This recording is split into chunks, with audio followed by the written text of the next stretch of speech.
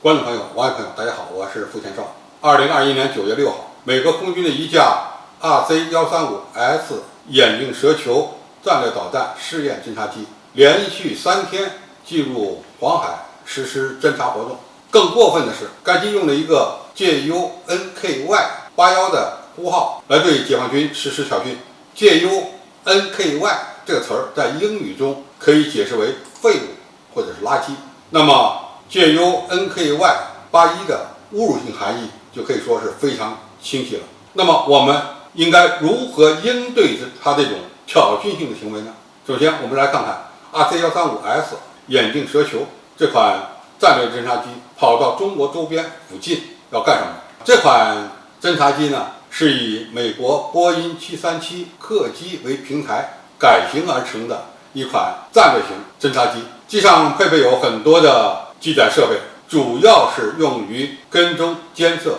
计算弹道导弹的试验情况，包括飞行轨迹等等。那么它既可以用于美国自己的弹道导弹的试验，也可以用于对其他国家实施的运载火箭弹道导弹的发射进行跟踪监测。那么显然，美军对中国的相关弹道导弹的发展可以说非常焦虑，因为我们不仅有远程的战略弹道导弹，还有大量的中程、中近程甚至近程的弹道导弹，它们的功能不一样，打击的目标也有差异。特别是我们有多种弹道导弹能够对付海上的活动目标，特别是那些大型的以航空母舰和两栖攻击舰为核心的海上编队。可以说，中国开发的各种各样先进的弹道导弹让美国人如芒在背，感到了威胁。那么这次 RC-135S 连续多日跑到中国周边活动，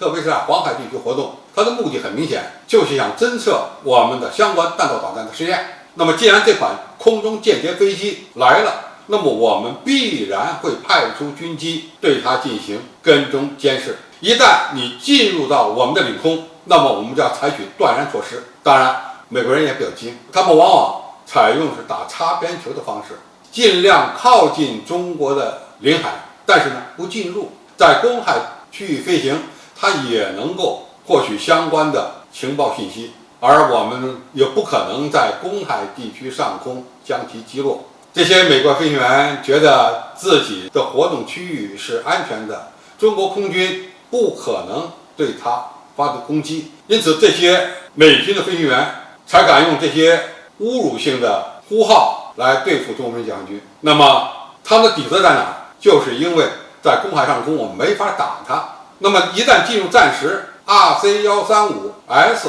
不管你上面的飞行员敢不敢用侮辱性的语言来对付中国空军飞行员，恐怕他都是有来无回。 RC-135 这种战略侦察机，它的机动性很差，飞行速度呢也不高，面对中国人解放军的战斗机可以说毫无胜算。它本身就是一个和平鸽，又没有自卫性的武器，只要我们对它发动攻击，它肯定会有来无回。在这样的一个不能对它发动主动攻击的背景下，美军的飞行员才敢使用这种侮辱性的呼号，说明美军飞行员是有一个侥幸性的心理，反正你现在不能打我，那么我口出狂言甚至是侮辱性的语言，你也拿我没什么办法。那么和平时期是如此，那么到了战争时期呢，你会是个什么样的下场？不要好好琢磨琢磨，掂量掂量吗？因此我们奉劝某些域外大国，